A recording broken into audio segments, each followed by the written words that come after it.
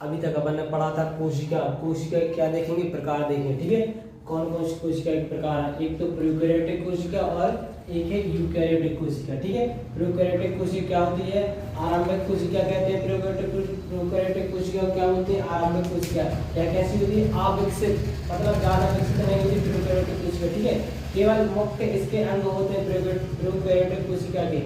इसके एग्जाम्पल देख लो, नील हरे शैवाल, जीवाणु और माइकोप्लाज्मा, ठीक है।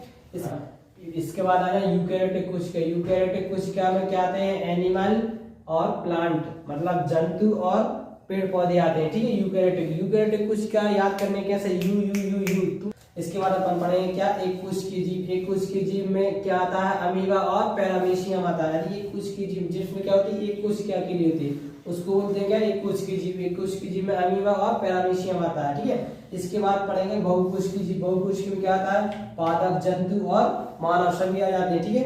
यदि बोले सजीव और निर्जीव के मध्य बीच की कड़ी क्या होती है, बात। इसके बाद अपन को पढ़ना था क्या, प्रोकैरियोटिक और यूकैरियोटिक में अंतर। प्रोकैरियोटिक कोशिका और यूकैरियोटिक कोशिका में क्या पढ़ना था, अंतर। पहले पर प्रोकैरियोटिक कोशिका में क्या होती है, छोटी होती है, न्यूक्लियस का क्या होता है, इसमें आवास होता है, श्वसन काश होता है, इसमें जीव द्रव्य से श्वसन होता है। इसमें पेप्टिडोग्लैंड क्या होती है, भित्ति के रूप में पाई जाती है। इसमें 17 प्रकार क्या पाया जाता है, राइबोसोम पाए जाते हैं, ठीक है।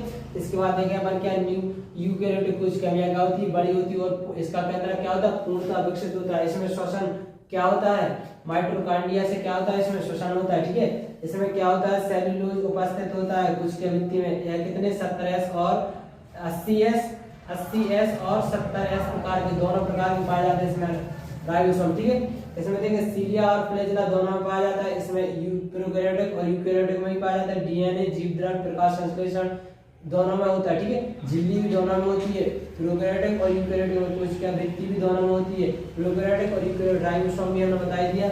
इसमें यूकैरियोटिक कोशिका में क्या होता है, माइटोकॉन्ड्रिया होती है, गोल्गी बॉडी, सेंट्रोसोम और लाइसोसोम होता है। इसके बाद अपन पढ़ेंगे क्या, जंतु और पादप कोशिका में अंतर।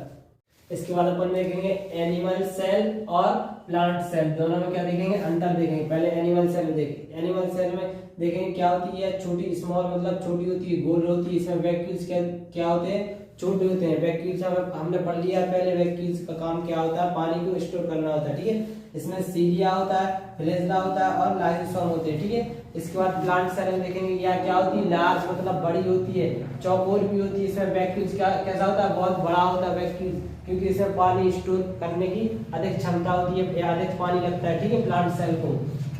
इसके बाद देखेंगे इसमें क्या होती है, सेल वॉल होती है, प्लास्टिड होता है, प्लास्टिड मतलब लवक होता है, और क्या होता है, क्लोरोप्लास्ट होता है, ठीक है। इसके बाद देखेंगे क्या पर दोनों में कॉमन क्या होता है, कोशिका झिल्ली दोनों में कॉमन होती है, माइटोकॉन्ड्रिया दोनों में होता है, एनिमल सेल और प्लांट सेल में होता है, राइबोसोम 80 प्रकार के दोनों में होते हैं, एंडोप्लाज्मिक रेटिकुलम दोनों में होता है, गोल्गी बॉडी दोनों में होती है, प्लांट सेल और एनिमल सेल में भी।